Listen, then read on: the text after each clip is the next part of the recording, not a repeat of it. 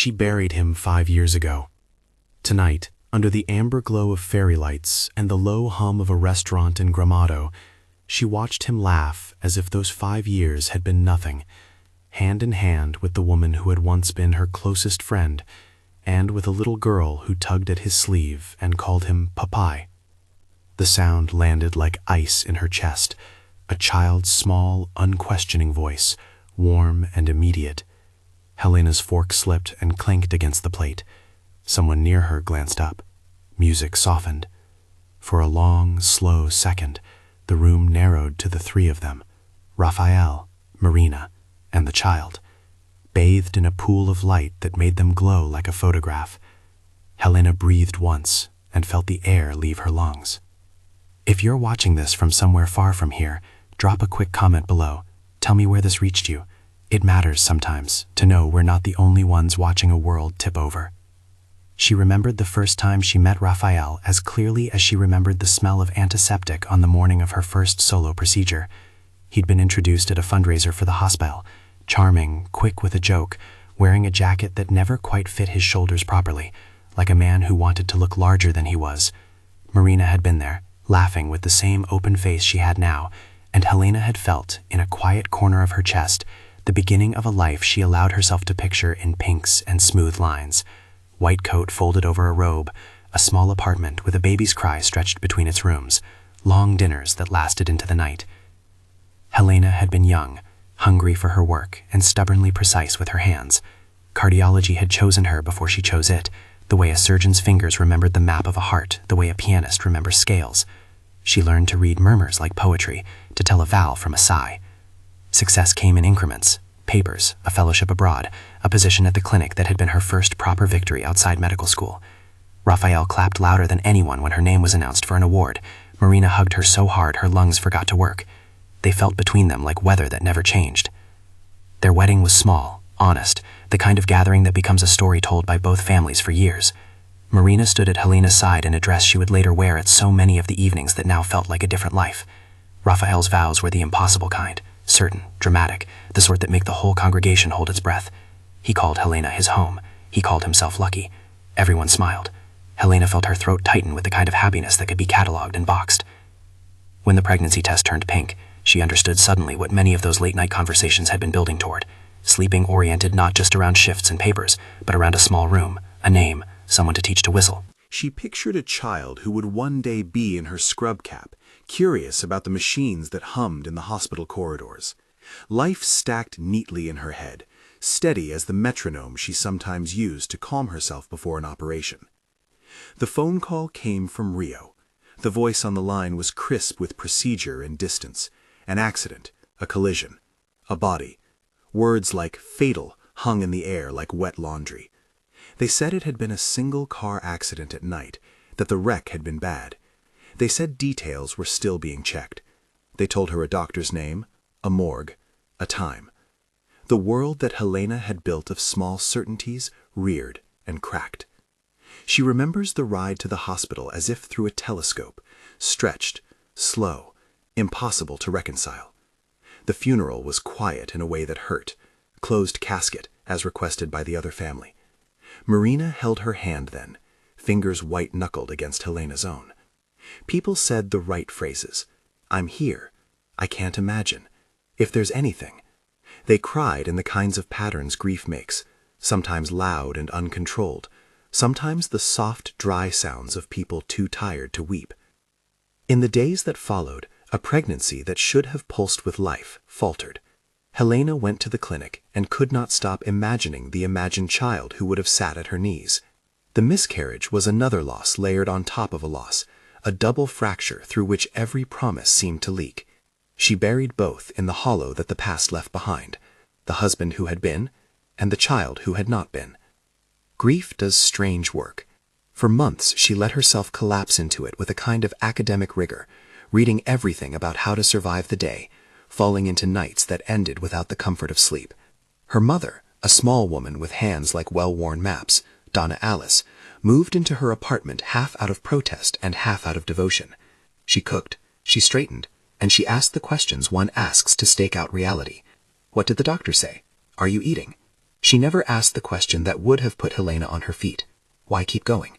She simply kept making breakfast until Helena could. The clinic was a lifeline. At first it was mechanical, appointments kept because the calendar could be obeyed. Then, as always happens with work that asks for everything from you, the muscles of her skill remembered. She stitched. She looked into chests and found rhythms that steadied like tides. Patients began to call her miracle or angel in the private way those words are used in hospitals, and she was careful to laugh them off. She held a child's chest in her hands and remembered that life could be coaxed back from the brink with steady, experienced pressure. Marina stood in that world like a weather pattern Helena had relied on for comfort. At first, she was present in the small rituals, flowers left at the clinic, a voice message that cracked with concern. But invisibly, the closeness they shared started to shift. Marina was around at odd hours, for dinner, for coffee, for the kind of errands that become emotional scaffolding. She praised Helena's work. She stayed to watch presentations at the clinic.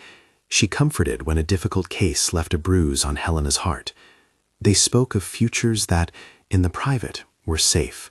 Travel, vacations, a life rebuilt.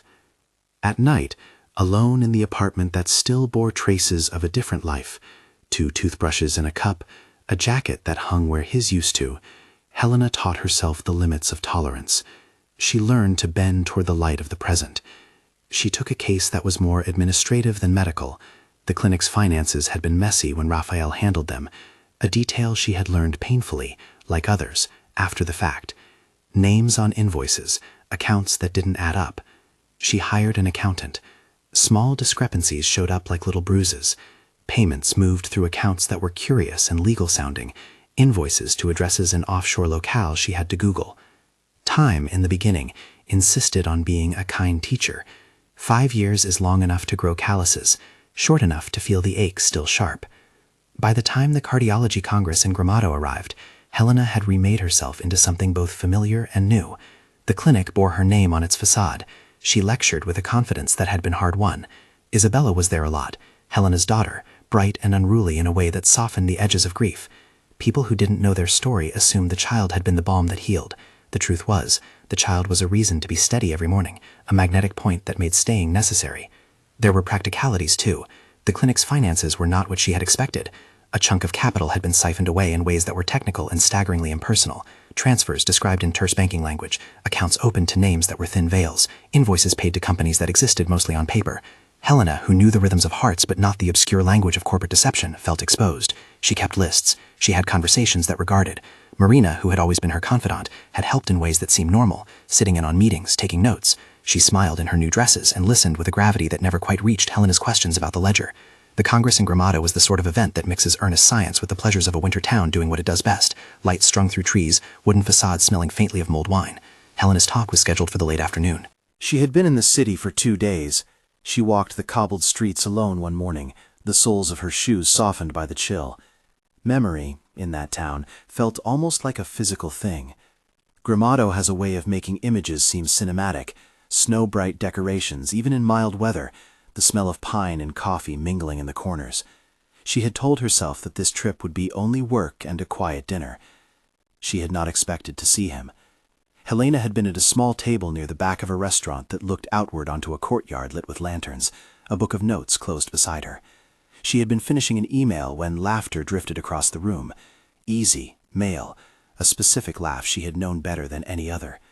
She looked up because the sound was muscle memory, and there, a few tables over, the light caught the profile of a man whose jaw and cheekbone that she had traced in slumber 5 years ago. Rafael was alive. He was not bruised nor hidden. He was laughing, hand in hand with Marina, and beside them a little girl with hair in untidy braids reached up and said "Papi," with a word break that landed in the room like a domino. Time melted in a way she had feared but had not believed would ever happen. In one motion she saw, simultaneously, the face in the casket and the small, bright life at the next table. The memory of the funeral, of people in black and the preacher's measured voice, cleaved into the now. Her throat closed. Her fingers found the ring she no longer wore. It was in her purse for reasons she could not entirely justify. Everything inside her argued for flight, for a retreat into the practiced calm that had kept her alive for 5 years.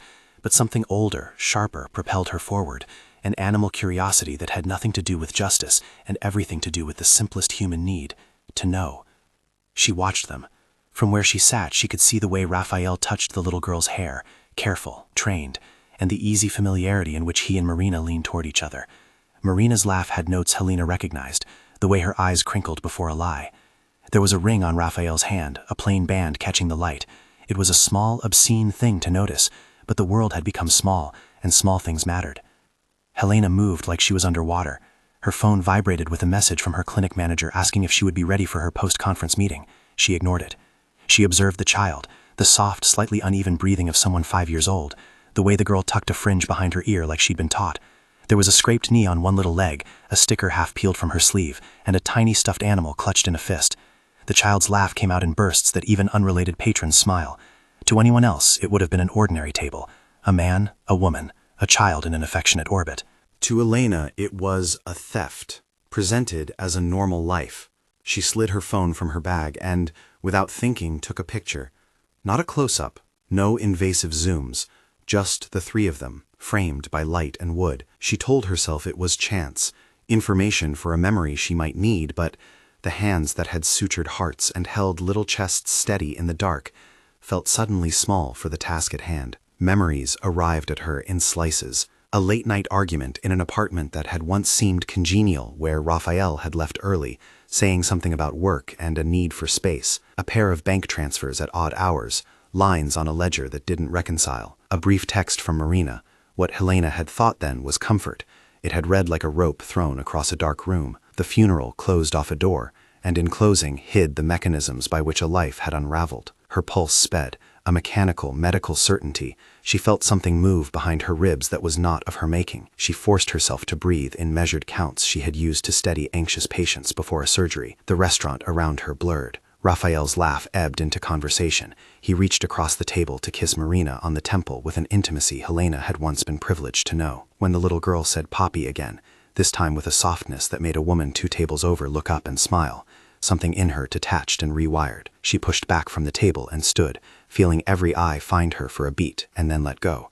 The waiter offered to pull a chair for her. She declined. She walked toward the courtyard, toward the edge of light, where the air smelled like pine and roasted chestnuts. The trio from the restaurant was still inside, oblivious. Outside, the town looked like the kind of postcard that erased the harder edges of life. People moved between shops carrying paper bags, laughter trailing after them. Helena steadied herself against a low wall. The sound of the restaurant drifted out as if from a large cavern, clinking glass, the scrape of a chair, the low hum of conversation. She felt suddenly, acutely, that the world was both suddenly smaller and vast. Her feet remembered, in an old rhythm, the quick procedural steps of the life she had chosen, the clinical calm that pulled her through bad nights. Betrayal, she realized, was an instrument that rearranged the furniture of the heart. She could have left. She could have called the police, demanded explanation, stormed in and created a scene that would be written up and passed around.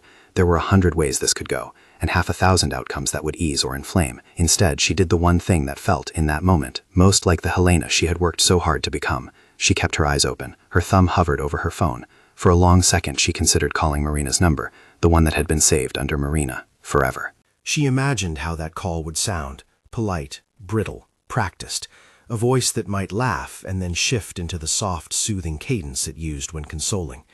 She imagined saying the words that would force Marina into a truth she might not want to admit. Instead, she dialed Eduardo. He answered on the second ring, voice measured and a touch surprised. "Helena, you okay? Are you at the Congress?" She could hear the light in his voice, the kind of steady warmth that had been the foundation of their friendship for years. He'd been an ally in small legal troubles, a man who loved facts and disliked theatrics. He was an old friend of the clinic, an attentive presence who had defended them in minor suits and kept his face calm under pressure. This was not the time for theatrics. "I'm at dinner," she said, and the sound of her voice was foreign to her, too small for the anger and too controlled for the shock. "I need you to listen." He did. He listened the way he always had, without presumption, with an ability to shape the chaos of a sentence into a plan. She took a breath and told him, in short, clipped sentences, what she had seen. She left out the photograph for a beat, letting the words land before she offered the evidence. There is a quality to certain names when you hear them after loss, how they can vibrate with meaning. Eduardo's name sounded like a rope steady enough to cross a canyon. "Who else knows?" he asked. "Just me," Helena said. The word fell like a coin into a well. "I need help. Call Ugo. Find out who these people are. Quietly." Eduardo's pause was a small thing of its own. You want me to call Ugo, or you want me there with you now? Both, she said. Her voice steadied with that last syllable. There was a resolve forming, slow and patient, a thing that felt less like revenge and more like obligation. She had spent years reconstructing a life out of fragments. Now a piece of that life had been placed in front of her as a lie. Don't do anything dramatic, he said. You know I'm not dramatic, she replied. The humor that had once nested in them both arrived like an old, comfortable ship in a harbor. It steadied her for a moment. She slid back inside, heels quiet on the wooden floor. From where she stood in the doorway, she could see the trio as if the room were a stage. For a second, the world simplified again to a simple equation.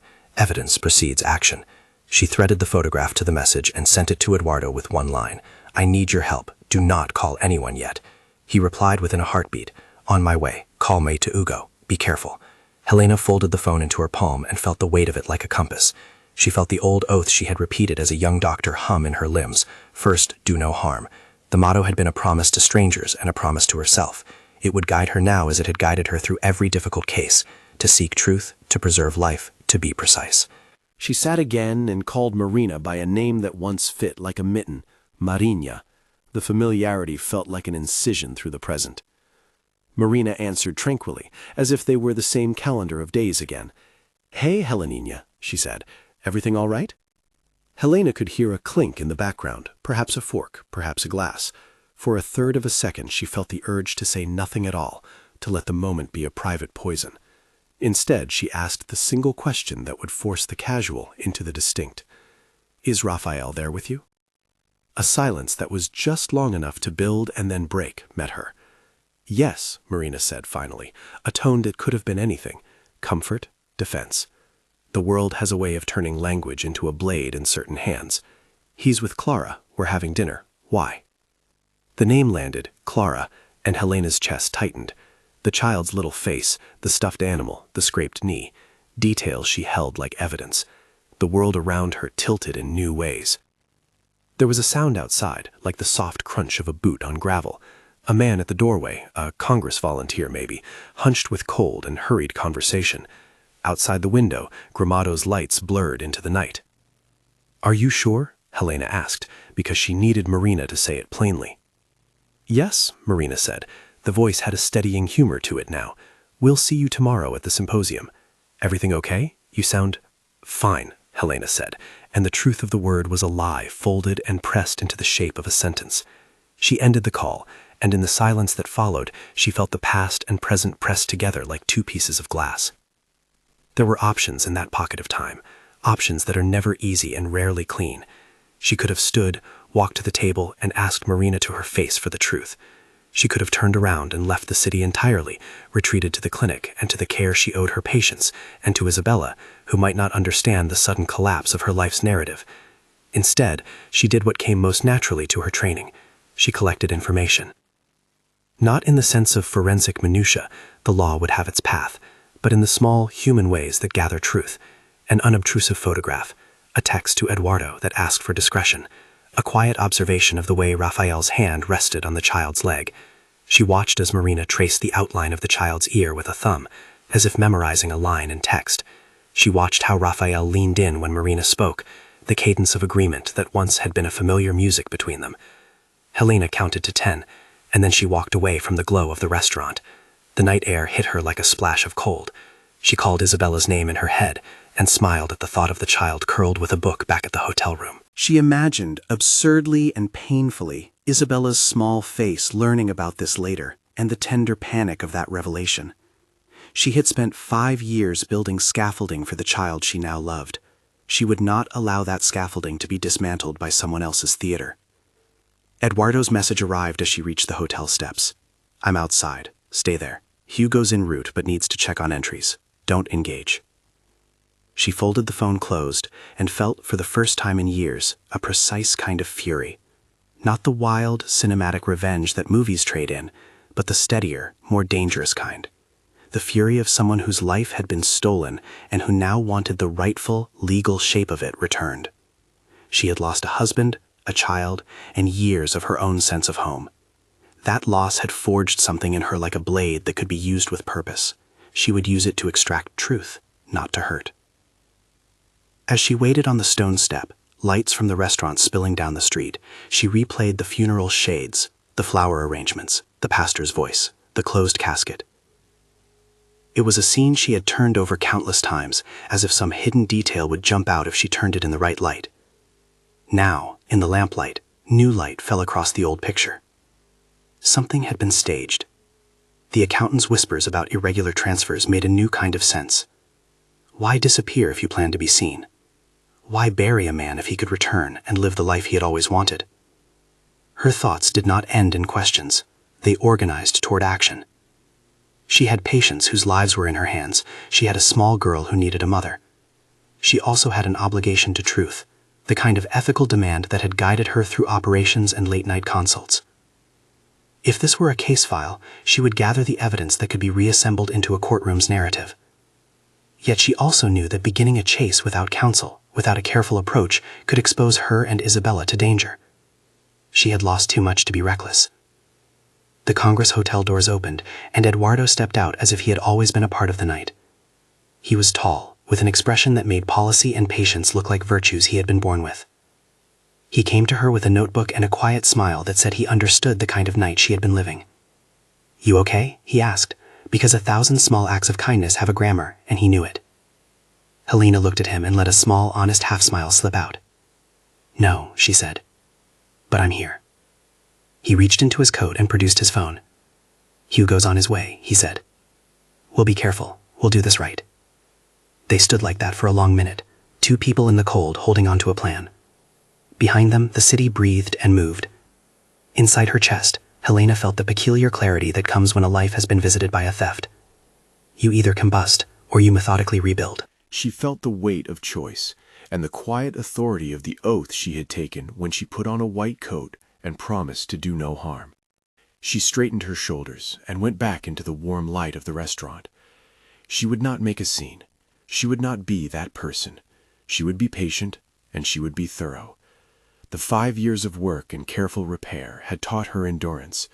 Tonight, endurance would be shaped into a different instrument, inquiry. At the table she sat with a practiced smile and ordered a glass of water.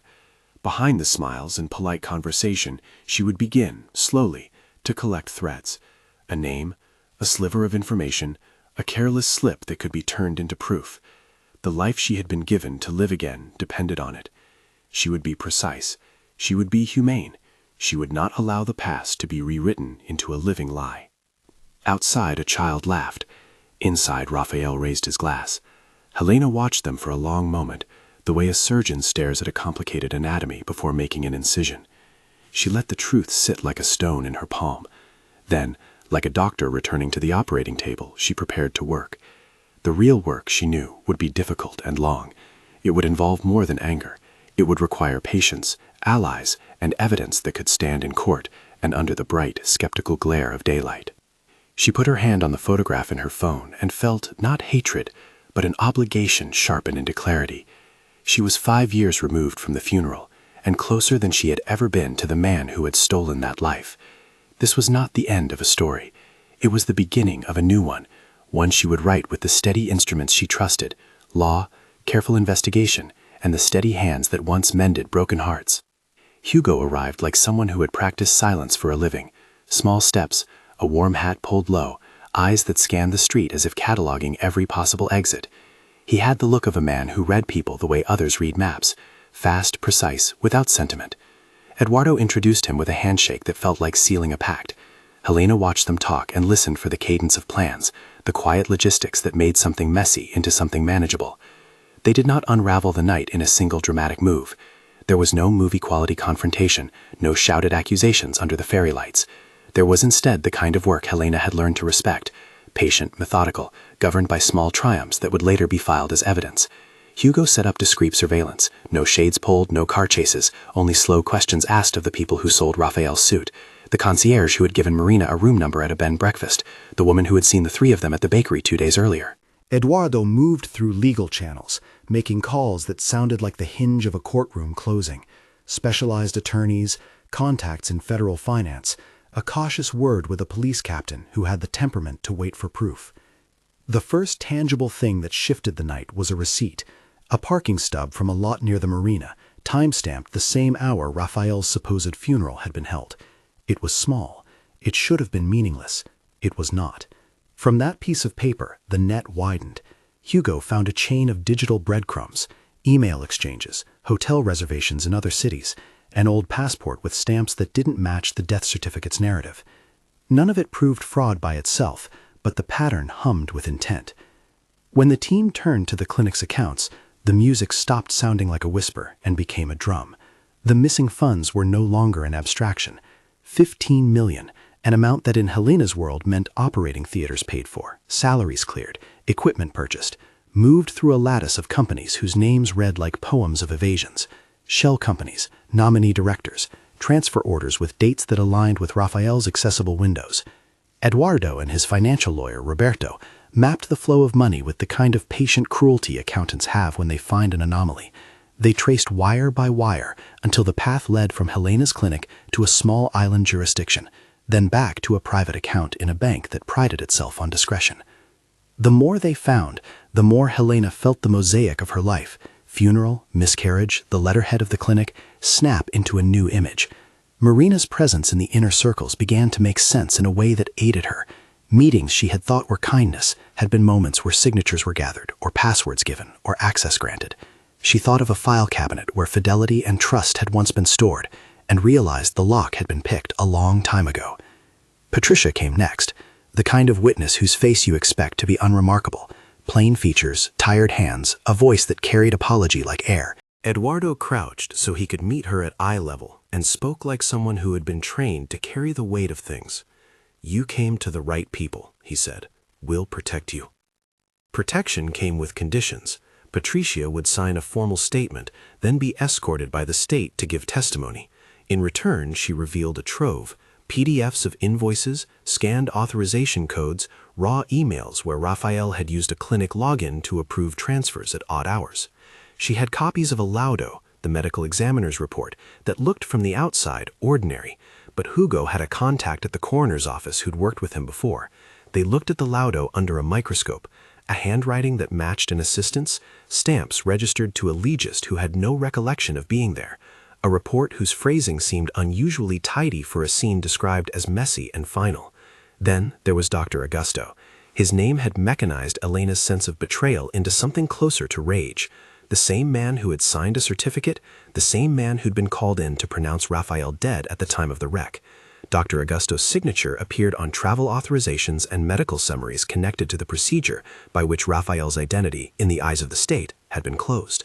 Augusto, Hugo discovered, had an account with suspicious deposits in the months that followed the accident. The pattern suggested a price paid for convenience.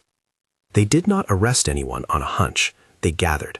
They built a spine of documents that would not bend under pressure. Patricia, in a moment of rawness that would later be central in court, handed over a file of photos, shots of Rafael at the clinic's office late at night, stacks of passports in a drawer, a scanned copy of a mortuary receipt that carried a different name from the man she'd seen in the casket. The pen drive contained voice memos in which men with muffled voices spoke of closing the chapter and making sure paperwork was clean. It was not cinematic, it was devastatingly bureaucratic. Paper, signatures, wires. But that was enough. Helena slept in the hotel as the others worked. Sleep came in fragmented pieces, a dream of a tiny heart beating under her fingers, a phone ringing with a voice she no longer wanted to hear. She practiced the small rituals that steadied her, a touch of the ring she kept in the purse, a sip of coffee, a text to Isabella with a silly face. She rehearsed the way she would hold herself if charged confrontation came, calm, precise, unshowy. This was not about spectacle, it was about truth. The public unraveling neither happened in a single act nor in a single day. Weeks folded into each other. Hugo tracked movements, Eduardo filed for freezing orders on accounts, Roberto coordinated with an offshore specialist who helped peel back the layers of anonymity. There were late nights in conference rooms lit by the specter of laptops and takeout food. There were also softer moments that Helena clung to. An early morning on the conference balcony when Isabella, oblivious to the adult machinery rearranging their lives, asked if they could go feed the ducks. Those moments were the salt that kept despair from tasting like the entirety of her existence. In the middle of the slow burn, a call came that shifted everything toward crisis. Marina phoned from Gramado. Her voice was different, less the rehearsed warmth Helena had known, more tentative. "She's not eating," Marina said about Clara. She's been quiet all morning, and they said it could be her heart. The pediatric doctor. The sentence clipped at the end, as if Marina had learned to keep certain vowels for herself. Helena listened to the words and felt the old oath knit into place. The world, which had been a courtroom puzzle in which she knew all the angles, slid into the narrower channel she had sworn to honor the day she became a doctor. A child in crisis needed hands that knew how to fix what was broken. The ledger, the fraud, the betrayal, each remained a wound, but the child's heart was not a battleground for revenge. She called Eduardo before she acted, the way she always called when the stakes shifted from legal to immediate. "We have to be careful," he said. "We need the facts." Clara could need surgery, Helena said.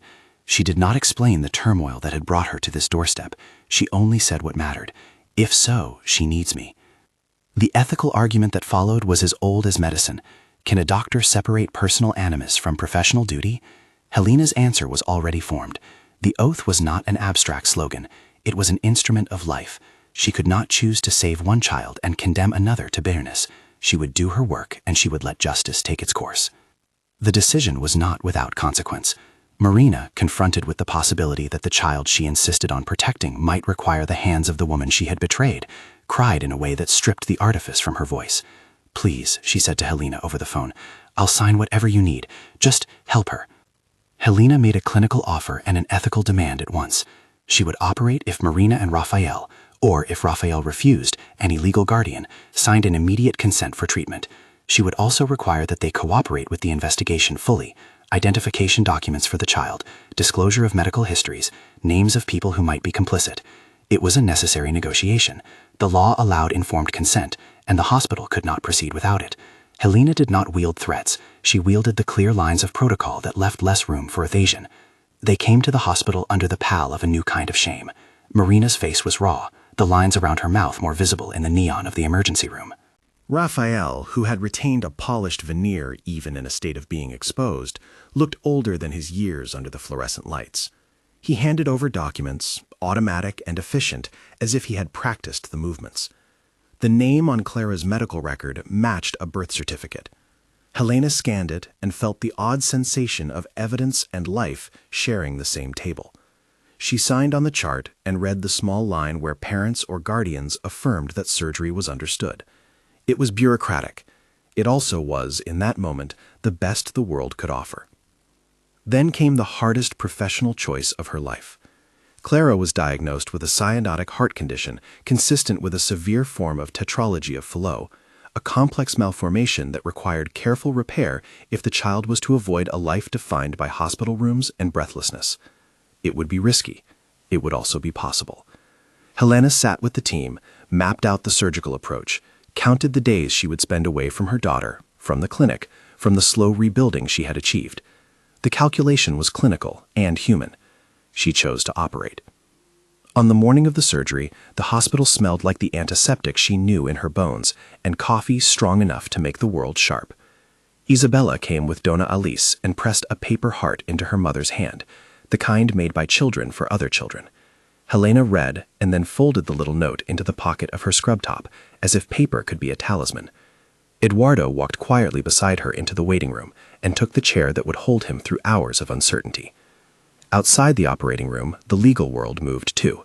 Eduardo and Roberto handed to Pesquet Patricia's testimony, the chain of bank transfers, the mortuary irregularities, to a federal agent who had been woken at dawn and arrived with a warrant in his pocket like a small, deadly promise. The motion was coordinated so that any arrests could be made with minimal risk to the child. They timed the seizure to the OR clock's slow beginning, law and healing moving on parallel rails. Inside the theater, Helena's hands became her language. There are moments in surgery that collapse a life into a series of precise gestures, knots that must hold, sutures that must be tight but not strangling, clamps that must release at the exact second a new rhythm is coaxed into being. The team around her was practiced and solemn. Anesthesiologists murmured numbers that converted into chest rises. Nurses moved with the kind of choreography that music directors study for. Isabella's paper heart sat in Helena's scrub pocket like a promise. Her mind did not wander to the restaurant in Gramado or the closed casket. It lived in the geometry of the child's chest, in the proportions of vessels that would not tolerate error. Her fury, for theft, for betrayal, burned, but it was coiled rather than loose. It sharpened her focus. In that sterile light, she gave herself entirely to the girl whose small body trusted her hands. At the same time, and not by accident, Hugo's team arrived at a house 2 neighborhoods away. The apartment had been rented for months under a name that matched a signature found in a ledger, a small ruse that, once discovered, would unravel like a seam. The police knocked. There was a shuffle on the other side. Marina stood at a window and said nothing for a beat that felt like a lifetime to the officers outside. Then the front door opened.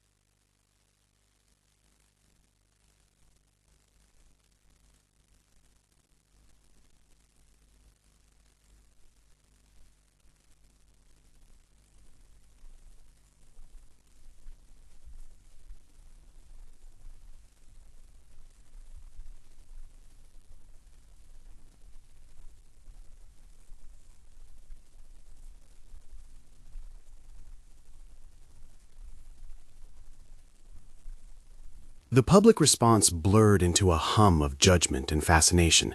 Helena tried to stay beyond it. She still had patients, and a girl who needed nightly stories, and a clinic that required a steady hand. The trial was not swift. Months passed in which depositions were read, expert witnesses called, and the dry machinery of the law took its measure of human failure. Patricia took the stand and told the court what she had seen and done. She spoke of gullibility and fear, of suddenly realizing that the cost of silence had become unbearable. She apologized in a voice that trembled between shame and relief. Dr. Augusto, when confronted with bank records and a file of meetings that made him look culpable, tried to explain. His defense, someone who had been in over his head and coerced, was rehearsed and practiced, but the web of transfers and emails knitted a different narrative. Rafael and Marina faced the bench on different days. The prosecution painted a picture of deliberate fraud, funds moved to create a life unencumbered by responsibility, a death fabricated so those responsibilities could be shed. The defense tried to humanize them, 2 people who made bad choices, who sought comfort, who rationalized their acts. In the balancing act that courts perform, both narratives held pieces of truth. What the jury had to decide was whether the deception had been a criminal enterprise or a tragic series of miscalculations. The evidence, Patrice's files, Hugo's chain of surveillance, the bank's own statements, made the verdict inevitable. When the gavel finally came down, it did with a gravity that matched the weight of what had been taken. Rafael and Marina were convicted of fraud, of conspiracy, of falsifying documents attendant to the staged death. Dr. Augusto and Vitor, Rafael's brother, who had facilitated some of the transfers, were convicted on charges related to corruption and the tampering of official reports. Patricia, whose early cooperation had been instrumental, received a reduced sentence in exchange for full testimony and was ordered into community service and supervised work within a social program. Sentencing was measured by the court, with years that were meant to reflect the seriousness of the crime, but also acknowledged the damage had been complicated by the human elements involved. Helena watched the sentencing with a strange, quiet relief. She did not feel vindictive joy. She felt rather the slow settling of something that warps a person when a lie has been allowed to live. The world had been given back its measurable outlines. The punishment would not bring back what had been lost. It would not erase the miscarriage or the funerals, or the 5 years she had spent reconstructing herself. But it did attach a public consequence to private wrongdoing. It made the theft undeniable in a way that the memory of a closed casket had never managed. The court's decision carried civil ramifications too. Helena and her lawyers worked to recover as much of the siphoned assets as possible for the clinic and for creditors. The process was slow and sometimes petty. Offshore jurisdictions guarded secrets with more care than human bodies, and they did not retrieve everything. But funds returned in dribs and drabs, enough to repay some staff and to fund a safety net the clinic had sorely needed. Those small restorations meant the clinic could stay open and expand its pediatric wing in a way that made sense to Helena's heart. Children like Clara should not be turned away for lack of a bed. After the trial, the headlines quieted, and real life, which outlasts fascination, resumed. The legalities slowed into the background noise of insurance claims and civil suits. The inside of Helena's days filled with the demands of patience and the modest joys of a daughter who learned to ride a bike, and the soft, stubborn pleasure of a new friendship that was not born in crisis, but in ordinary things. Eduardo, who had been a stalwart presence through hearings and late-night hospital coffee, became more than a friend. They did not rush a romance into existence. It was not needed. Instead, it grew like tissue over a healed wound, slowly, precisely, and with the kind of patience Helena had always valued. 1 year after the events in Gramado, the hospital held a small ceremony to open a wing dedicated to pediatric cardiology and post-operative care. Banners were modest, the celebration was not ostentatious. There were children in bright shirts, parents who hugged doctors more like tribe members, a cake that Isabella declared the best she'd ever tasted. Helena cut the ribbon with slightly trembling hands. In the audience, Eduardo watched with an expression that had by then become a familiar harbor. Custody of Clara was settled in a way that favored the child's well-being. The court recognized that Marina and Rafael's involvement in the deception complicated their claims. Marina did retain visitation rights in carefully supervised circumstances, which she used sometimes haltingly, sometimes slowly, always with a tenderness that suggested regret and an attempt at restitution. Helena was granted legal guardianship. It was not a legal adoptive act made in triumph, it was a pragmatic and humane decision. The child had been through a trauma that would be lessened by stability and a family that prioritized health. Helena took on that responsibility with the steadiness she had shown in the OR. Isabella welcomed Clara into a life that, though formed from pieces of pain, offered the ordinary delights of sleepovers and shared secrets. The Institute, what Helena and Eduardo called the Institute for Pediatric Cardiac Care, was not just a building, but a promise. It was funded by the portion of recovered assets, private donors moved by Helena's story, and grants aimed at improving access to specialized surgeries for children from smaller towns. The Institute's first pamphlet carried a sentence Helena insisted on including: "We do not let a child's future be decided by the limits of their bank account." The facility's corridors smelled like lemon floors and hope. It offered scholarships for young doctors, free clinics in outlying regions, and a support program for families confronting congenital heart disease.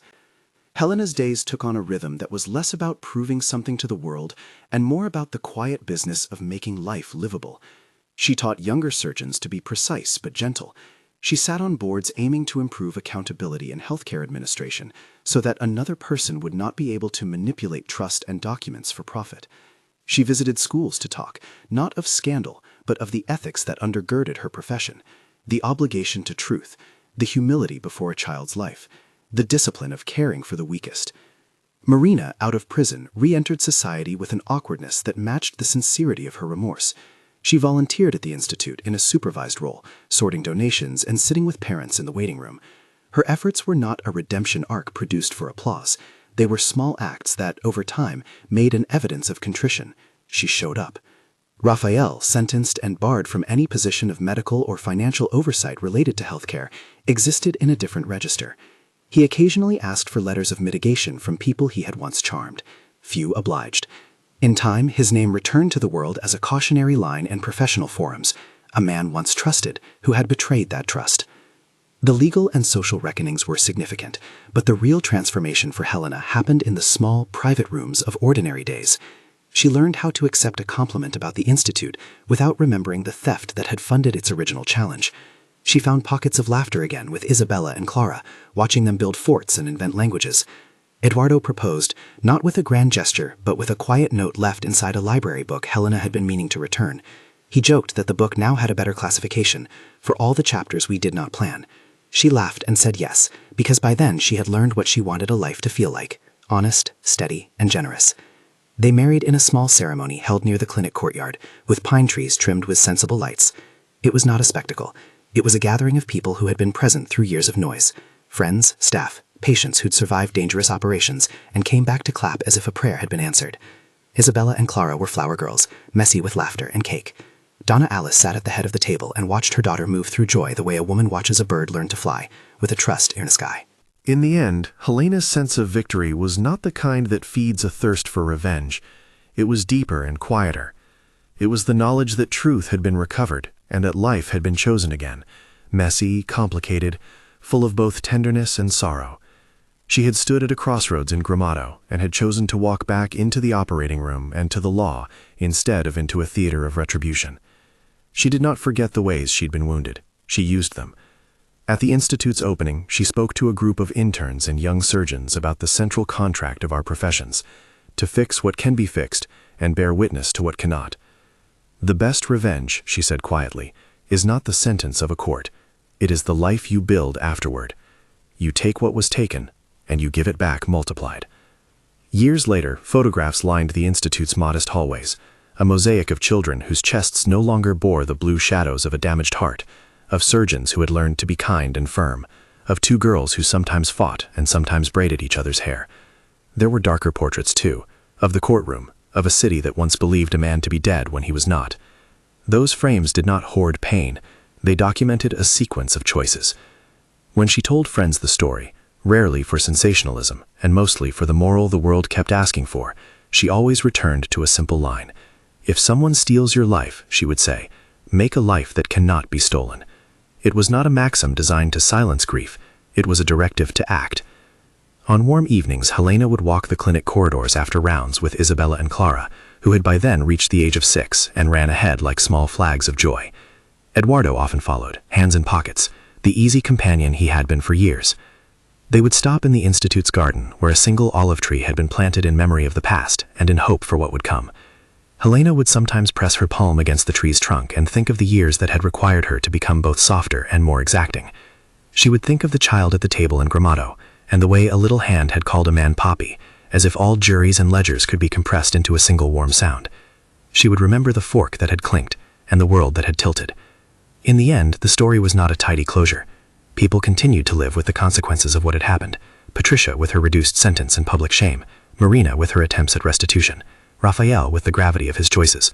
Helena continued to work in operating rooms and in courtrooms, sometimes testifying for reforms and sometimes resisting the urge to speak publicly about private hurts. She continued to love, misstep, worry, and fall in small ways. She continued to be a mother who sometimes did not know what the right answer was, and then chose, with the same hands that stitched hearts, the option that tried to do the least harm. If this story reached you in some small, quiet hour, if you felt the lurch of betrayal or the steadying of truth, know that the line between collapse and rebuilding is a choice acted on over years, not a single heroic moment. If you rebuilt from betrayal, share your strength below. If this moved you, like and subscribe.